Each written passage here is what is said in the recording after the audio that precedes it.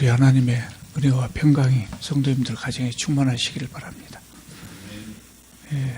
제가 늘 말씀드립니다만 성경을 잘 이해하려면 전후 문맥을 잘 살펴야 됩니다. 오늘 8장 말씀입니다만 5장부터 간단하게 말씀드리겠습니다. 5장에서 7장이 보통 우리가 말하는 산상설교입니다. 예수님의 설교를 기록하고 있죠. 이 산상설교는 하나님 나라에 대해서 말씀하고 있다 그랬어요. 특히 더 구체적으로 말씀드리자면 하나님 나라의 백성들이 어떻게 살아야 하는가, 그것에 대해서 말씀하고 있습니다. 산상설교를 마치시고 바로 산에서 내려오신 후에 일이 8장부터 기록되어 있는데 8장 9장에 가면 예수께서 행하신 10가지 이적들을 소개하고 있어요. 마태복음은 이 이적을 통해서 무엇을 보여주냐면 이분이 무슨 일을 행하셨냐, 예수라고 하는 이분이 바로 이런 일을 행하셨다. 사람이 할 수 없는 엄청난 일을 행하셨다. 그러면 이분을 누구라고 해야 되느냐, 그것을 보여줍니다. 예수님의 능력, 또 하나님 나라의 능력을 보여준다고 말할 수도 있지만 동시에 이분이 누구냐, 10가지 이적들을 읽는 과정에서 우리로 하여금 이분이 누구냐를 판단하라는 것이죠. 오늘 말씀도 이런 이적 중에 하나입니다. 예수께서 이제 산상설교를 마치고 내려오셨을 때 예수님이 가시는 곳마다 수많은 사람들이 모여들었어요. 병자들을 치료하기 위해서. 그럴 거 아닙니까? 그 시대에 변변한 약도 없고 변변한 의사도 없고 병원은 더욱이 없던 그런 시절이라 예수께서 무료로 치료해 주시고 후유증도 없이 치료해 주시고 통증도 없이 치료해 주시고, 그런 소식을 들었을 때 사람들이 얼마나 좋아했겠어요. 수많은 사람들이 모였을 겁니다. 그러니까 문제가 발생합니다. 무슨 문제가 발생하냐면 첫째로 예수께서 하시고자 하시는 일은 병 고치는 의사가 아닙니다. 복음을 전하는 일을 해야 되거든요. 또 그 복음도 거기 지금 여기 오늘 본문이 말씀 나오기 바로 직전에 예수께서 계셨던 곳이 가버나움인데 예수께서 가버나움에서만 사역하시는 것이 아니거든요. 다 두루 돌아다니면서 사역을 해야 되는데 수많은 병자들이 몰려오니까 그걸 할 수가 없게 됐단 말이죠. 그래서 18절을 보면요, 제 성경을 보시기 바랍니다. 성경을 보시면서 합시다. 18절을 보면 예수께서 무리가 자기를 애워싸는 것을 보시고 건너편으로 가기를 명하셨다 그랬습니다. 건너편으로 가자. 갈릴리 호숫가지, 가버나움 갈릴리 호숫가에 있잖아요. 북서쪽. 그래서 건너편으로 가자 그랬어요. 그래서 제자들과 함께 배를 타고 호수 반대편을 향하여 가고 계셨습니다. 이제 그것이 이제 오늘 본문에 나온 말씀입니다. 24절. 바다에 큰 노을이 일어나 배가 물결에 덮이게 되었다. 많은 분들이 이 부분을 읽으면 이 말씀이 터무니없는 과장이라고 생각해요. 배가 물결에 덮이게 되었다. 이걸 과장이라고 생각하는 겁니다. 갈릴리 호수는 호수예요. 또 이스라엘 사람들은 이 호수가 넓어서 바다라고 부르고 있지만 그래봤자 내륙에 있는 호수거든요. 크기가 좌우로 한 10km, 남북으로 한 20km, 꽤 크지요. 그렇다고 할지라도 내륙에 있는 호수에 무슨 큰 노을이 있겠느냐, 그렇게 생각할 수 있어요. 제가 언젠가 말씀드린 적이 있는 것 같습니다만 갈릴리 호수의 그 구조가 특이하다고요. 갈릴리 호수는 바다 표면보다, 갈릴리 호수의 해수면이 바다 표면보다 무려 200m가 낮아요. 푹 꺼지죠. 그러니까 200m가 낮아요. 제 기억에 해수면보다 200m 낮은 지역을 제가 아직까지 가본 기억이 없는 것 같습니다. 굉장히 낮죠. 더군다나 갈릴리 호수 주위에 이렇게 산이 있다 그래요. 그러면 지중해에서 이렇게 바람이 불어오는 바람이 산을 넘었는데 갑자기 푹 꺼지는 겁니다. 그래서 돌풍으로 변한다 그래요. 그래서 그 풍랑이 심하게 일 때는 6m에 달하는 풍랑이 일기도 했다 그래요. 상당히 무서운 풍랑이었겠죠. 마가는 이 사건을 기록하면서 예수께서 제자들과 함께 배를 탄 것이 저녁이었다고 그렇게 기록하고 있어요. 왜 저녁이었을까? 아마 그런 것 같아요. 이 풍랑이 보통 오후에 일었다 그러거든요. 저녁에는 풍랑이 안 일으니까 조용할 때 가기 위해서 아마 그랬던 것 같아요. 예수님의 제자 중에는 이 갈릴리 호수에서 고기 잡는 것을 업으로 평생 살아왔던 사람들이 여러 사람이 있어요. 그러니까 이 갈릴리 호수의 내용을 얼마나 잘 알겠습니까? 그러나 갑자기 돌풍이 불어 닥치는 것을 어쩔 수가 없어요. 이 예수님의 제자들도 비록 갈릴리 호수에서 잔뼈가 굵은 제자라고 할지라도 갑자기 불어닥친 폭풍에 어찌할 바를 몰랐죠. 그때 예수께서는 주무시고 계셨다 그랬어요. 그래서 25절을 보면은요, 그 제자들이 나와 깨우며 이르되 주여 구원하소서 우리가 죽겠나이다. 상당히 점잖하게 표현되어 있습니다만 아마 그랬을 거예요. 주님, 우리 죽겠는데, 우리는 이렇게 죽겠는데 주무시고 계십니까? 저희들 좀 살려주십시오. 아마 그랬을 것 같아요.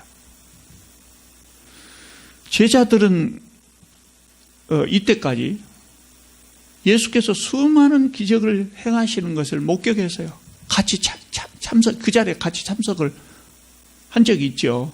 많은 기적을 행하시는 것을 봤는데 그럼에도 불구하고 막상 그들 앞에 위험이 닥치자 공포를 느꼈어요. 예수님의 제자들이 이때까지도 예수께서 자연의 세력까지도 능히 다스리실 수 있다고 하는 것을 몰랐던 것 같습니다. 26절입니다. 예수께서 잠에서 깨어나셨습니다. 그리고 그 제자들을 향해서 뭐라고 하십니까? 어찌하여 무서워하느냐? 믿음이 작은 자들아. 이렇게 말씀하십니다. 예수께서는 제자들이 두려워하는 이유를 뭐라고 진단하신 거예요? 믿음이 작기 때문이라고 진단하신 거예요. 불신앙 때문이라는 거예요. 믿음이 작기 때문에 두려워한다 거예요.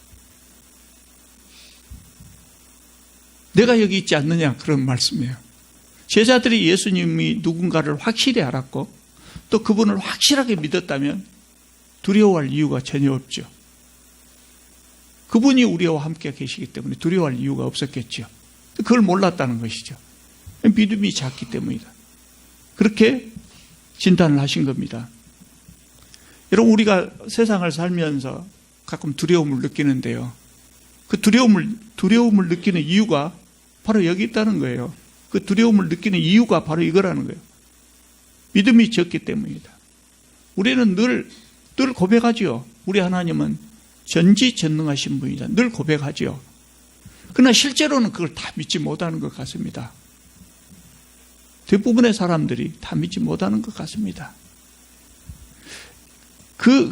우리가 신앙 고백하는 그것을 100% 그대로 다 믿는다면 두려워할 것이 없는데, 아마 우리 전에 살았던 신앙인들이나 지금 살고 있는 기독교인 중에 이거를 100% 믿는 사람이 얼마나 있는지를 모르겠어요.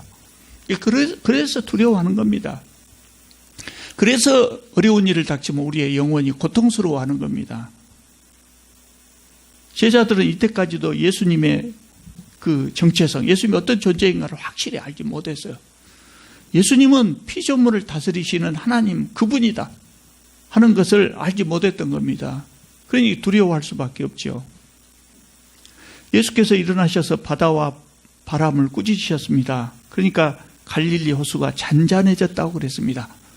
예수님께서는 이전에 백부장의 하인의 병을 말씀만으로 고치신 적이 있어요. 그것처럼 이번에도 말씀만으로 호수를 잔잔하게 하셨어요. 예수님은 바로 앞에 어떤 사람들한테 이런 말씀을 하셨어요. 나는 머리를 누일 집도 없고 처소도 없다. 예수님은 당신 자신 한 몸 누일 집도 없었지만 자연의 모든 세력을 다스릴 능력을 소유하고 계셨던 겁니다. 제자들은 이날 충격을 받았을 거예요.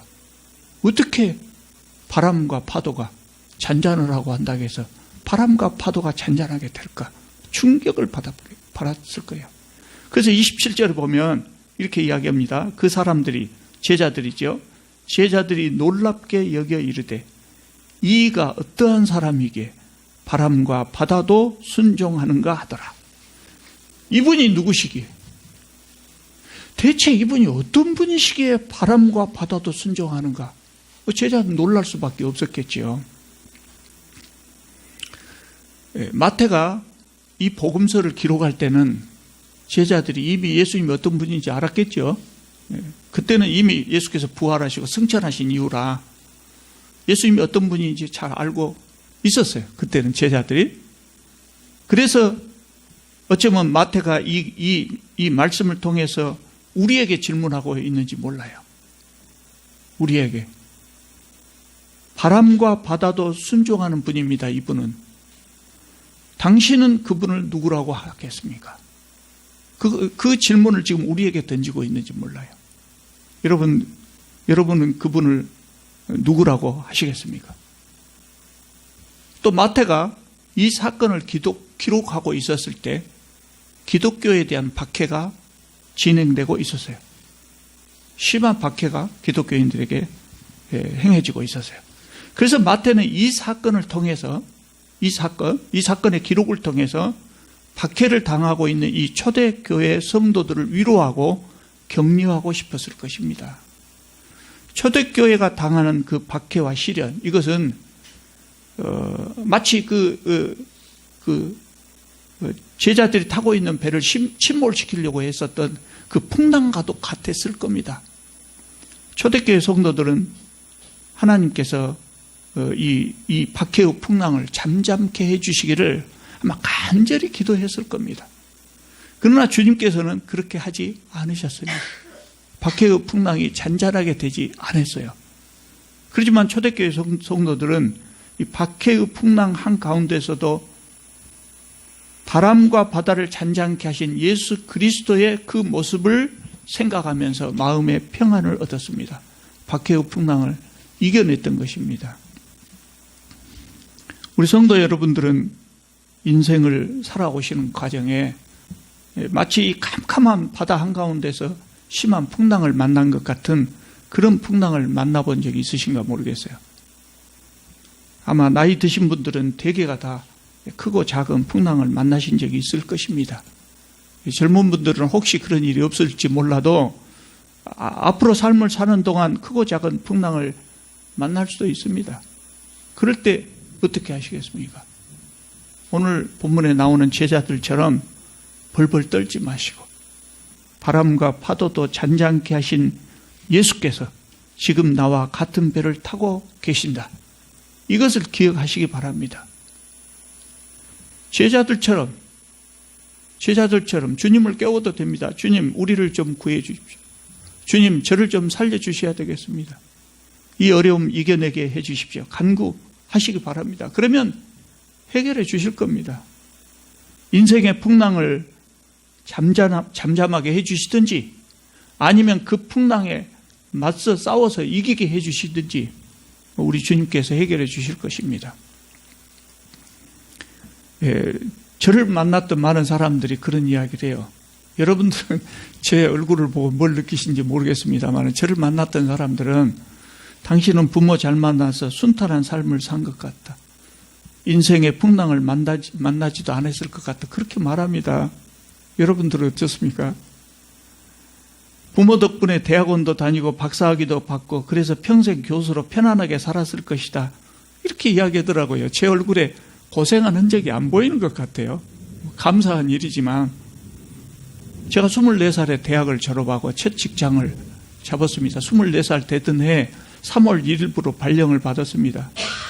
저는 그날부터 우리 부모님을 부양했습니다. 제가 대학을 마치기도 전에 우리 부모님은 경제적으로 무능력해지셨어요. 그래서 취직한 그날부터 부모님을 모셨습니다. 저의 인생에도 꼭 그것만 아니지만 저의 인생에도 죽을 것 같이 힘든 시간이 있었고 지금 기억하고 싶지도 않은 그런 일들이 있었어요. 정말 죽고 싶다. 정말 죽고 싶다. 그런 때도 있었어요. 도저히 견뎌낼 수 없을 것 같은 이 산을 어떻게 넘어갈 수 있을까? 도저히 견뎌낼 수 없을 것 같은 그런 시간들이 있었습니다. 그런데 지금 여기까지 와 있거든요. 지금 여기까지 와 있어요. 지나놓고 보니까요, 아마 대부분 어른들은 그런 생각을 느끼실 겁니다. 그런 산들을 여러 개 넘어온 다음에 보면 하나님께서 다 해결해 주실 것인데 내가 괜히 걱정했네. 다 이겨내게 해 주시는데 내가 괜히 걱정했네. 괜히 쓸데없는 시간을 낭비했네. 내가 너무 고통스러워했네. 이런 생각이 들어요. 오히려 그렇게 고민했던 시간이 억울한 생각이 듭니다. 여러분, 지금도 저에게는 고통스러운 일이 있어요. 지금도 있어요. 뭐 다리 다친 것, 이거 목발 짚고 다니는 건 아무것도 아닙니다. 젊은 사람들은 저처럼 다리를 다쳐가지고 3, 4개월 밖에 출입 못하고 꼼짝 못한다고 하면 치명적으로 생각할지도 모르겠습니다만은, 나이 드신 분들은 세상을 많이 살아봤기 때문에 이 정도는 뭐 아무것도 아니다는 걸 알아요. 시간 지나면 다 해결됩니다. 그래서 큰일이라고 생각하지 않습니다. 그것 말고도 또 일이 있습니다. 제가 살아온 과정에도 뭐 큰일이든 작은 일이든 계속해서 문제는 있어 왔거든요. 그러나 잘 살고 있습니다. 왜 그러겠습니까? 60년 동안 세상을 살아본 경험입니다. 세상을 살아본 경험이 그렇게 저를 만든 거죠.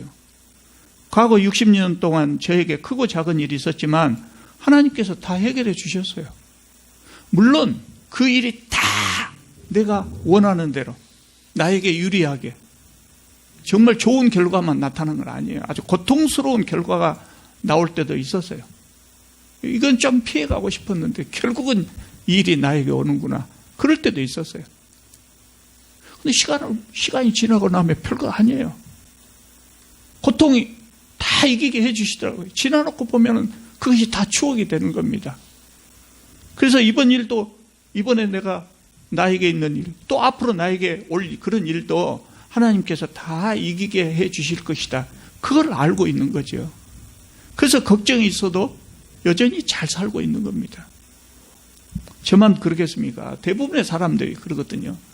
대부분의 사람들이, 젊은 분들 안 믿을지 몰라도 대부분의 사람들이 누구나 항상 문제는 있습니다.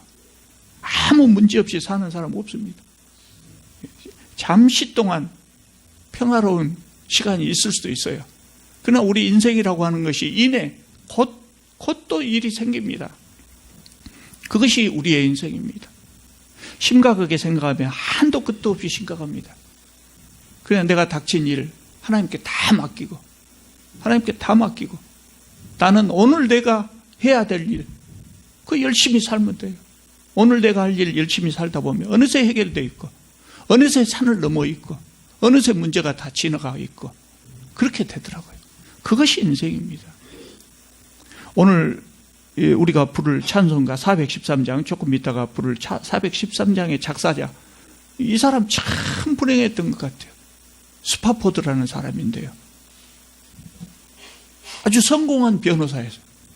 성공한 변호사. 돈을 많이 벌었어요. 그래서 그 미국의 5대5 중에 미시간호 그 호숫가에 호화로운 별장을 지었어요.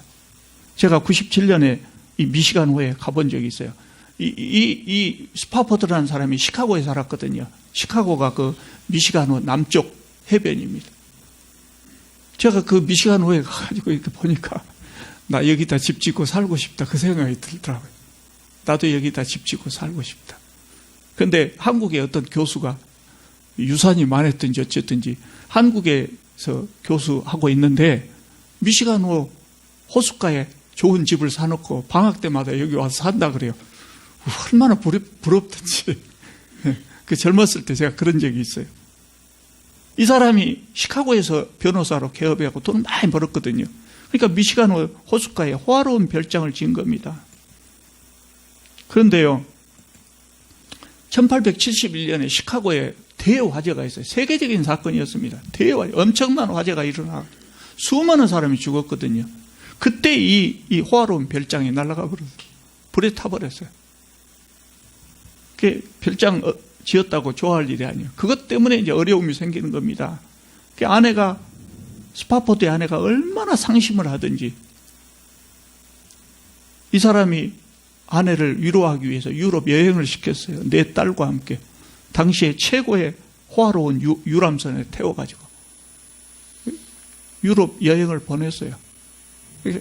그런데 배가 유럽을 향해서 가다가 일주일 만에 다른 배하고 충돌해가지고 30분 만에 그냥 가라앉고 말았어요.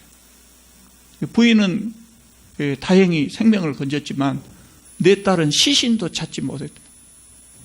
얼마나 고통스러웠겠습니까? 세상 사람들이 그렇습니다. 자식 잃은 슬픔보다 더 큰 슬픔은 없다고 그래요. 저도 당해보지 않아서 모르겠습니다만 얼마나 고통스러웠겠습니까? 아마 죽고 싶다는 생각을 수도 없이 많이 했을 거예요. 보통 사람 같으면 그거 견뎌내지 못할 거라고요. 제가 잘 아는 분,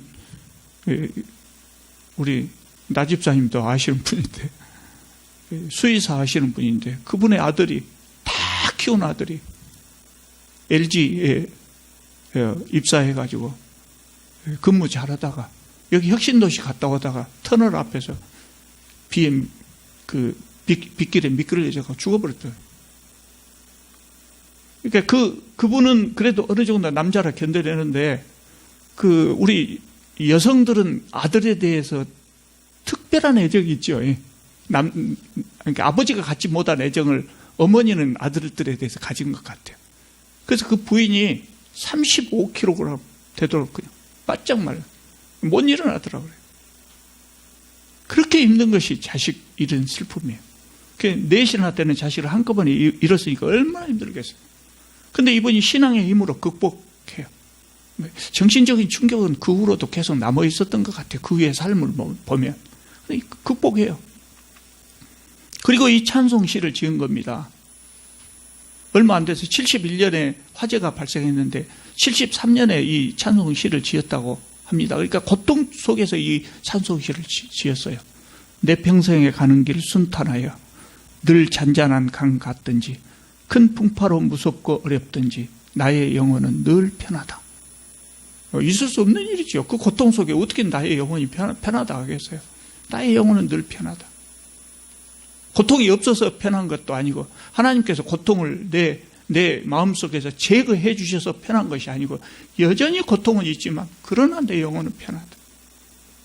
여러분, 문제없이 사는 사람은 없습니다. 성공한 변호사에게도 인생에 문제가 있고 성공한 정치인, 성공한 재벌, 심지어 경건한 목사에게도 인생의 문제는 있습니다. 그런데 그것을 참고 이기고 사는 겁니다. 사도행전 4장을 보면은 베드로와 요한이 옥에 갇힌 사건이 나옵니다. 복음을 전하다가 붙들렸습니다. 베드로와 요한 이제 처음으로 옥에 들어가는 거예요. 그 후로도 몇 번 갑니다만 아마 처음으로 감옥에 갔을 때는 더 두려웠을 겁니다. 당시에 종교 재판이라고 하는 거 제대로 변호도 할 수 없잖아요.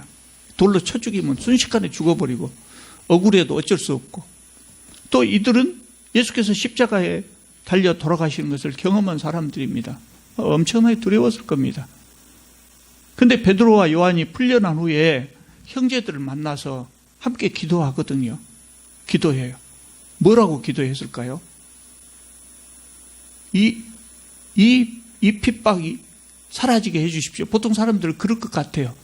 그런데 사도행전 4장 29절을 보면 주여 이제도 그들의 위협함을 굽어보시옵고 또 종들로 하여금 담대히 하나님의 말씀을 전하게 하여 주시옵소서 이렇게 기도하거든요.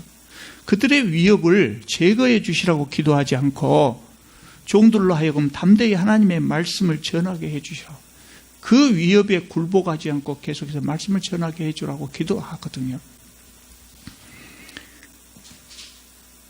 인생에 문제 없는 그런 인생은 없어요. 그러므로 문제가 생겼을 때 우리는 예수님의 제자들처럼 예수님에게 도와주십시오. 구해 주십시오. 위로해 주십시오. 그렇게 청할 필요가 있어요. 그러면 우리 하나님께서 우리를 위로해 주실 겁니다. 그런데 더 좋은 방법은요. 더 좋은 것은 뭐냐면 하나님은 항상 나의 위로자시라. 하나님께서 항상 나를 위로해 주시는 분이고 나를 도와주시는 분이다. 그분이 늘 나와 함께 하신다 하는 것을 그냥 알고 믿고 묵묵히 견디는 것이 더 좋은 일입니다. 그것보다 더 좋은 것은 뭐냐? 나에게 문제가 있음에도 불구하고 나에게 위로가 필요함에도 불구하고 오히려 남을 위로해 주는 사람이 되는 겁니다. 여러분, 어린아이들 문제가 있으면 그냥 울잖아요. 문제가 있으면 울어요. 엄마가 다 해결해 줍니다. 그런데 장성한 후에도 문제가 있을 때마다 징징거리면 엄마한테 매맞습니다. 엄마한테 매맞아요. 제가 아주 어렸을 때 어머니한테 혼난 기억이 있어요. 예, 아주 어렸을 때 학교 다니기 전인 것 같아요. 정확하게 몇 살이었던가 기억이 안 나요. 그날 제가 그랬거든요. 징징거리면서. 우리 어머니 표현으로 우는 소리라 그래요. 그걸 우는 소리. 좋게 말하지 않고 막 울면서 말하는 거. 뭐 때문에 그랬던가 모르겠어요. 어머니한테 그랬어요. 그러니까 전과 달리 그날은 어머니가 매를 드시더라고요. 매를 드시면서 사내 자식이 그만한 일에 징징거리고 우는 소리 하느냐. 좋게 말해라. 울지 말고 좋게 말해야지. 근데 기특하게도 그때 그 생각이 드는 겁니다. 그렇지? 내가 좋게 말할 수 있는데 왜 울면서 말하지? 그 생각이 드는 겁니다. 그래서 고쳤어요. 아니, 어른이 된 후에까지 아주 어린아이처럼 우는 소리 할 수는 없잖아요. 그러면 부모들이 걱정하지요. 신앙이 어릴 때, 우리 신앙도 마찬가지거든요. 신앙이 어릴 때는 늘 위로를 받아야 돼요. 늘 위로받고 살아야 돼요. 늘 하나님 앞에 우는 소리 해도 괜찮아요. 그러나 평생 위로만 받고 살 수는 없다. 오늘 본문에서 제자들이 왜 두려워했습니까? 믿음이 작았기 때문이라고 하지 않습니까? 평생 위로만 받으려고, 평생 위로받고만 그렇게 살려고 하면 사도들처럼 믿음이 작은 자들아, 이렇게 꾸중을 들을 수가 있어요. 우리의 신앙은 남을 위로해 줄 수 있는 수준까지 반드시 성장해야 됩니다. 남을 위로해 줄 수 있는 그런 수준까지. 우리 하나님은 바람과 바다도 잔잔케 하신 창조주 하나님이라는 사실을 우리 함께 믿으십시다. 그러면 어떠한 어려움도 이겨낼 수 있습니다. 여러분, 우리가 사는 세상은 죄로 오염된 세상이에요. 그러니까 풍랑이 없을 수가 없어요. 항상 풍랑은 있는 거예요. 우리가 하나님을 믿고 예수를 믿고 세상을 산다고 할지라도 풍랑은 있을 수밖에 없어요. 내가 아무 잘못이 없어도 다른 사람의 잘못으로 인해서 그 풍랑이 나에게 올 수도 있어요. 그때마다 담대하게 나갈 수 있기를 바랍니다. 내가 탄 배에 예수께서 함께 지금 같이 계신다. 주님께서는 이 풍랑을 잔잔케 해 주시든지 맞서 싸워서 이기게 해 주신다. 그리고 이 풍랑으로 인해서 내가 지금 나에게 괴롭게 느껴지지만 이 풍랑으로 인해서 내 인생이 더욱더 풍성해질 것이다. 이것을 알고 믿으시고 담대하게 나가시기 바랍니다. 그러면 그 믿음대로 될 것입니다. 기도드리겠습니다.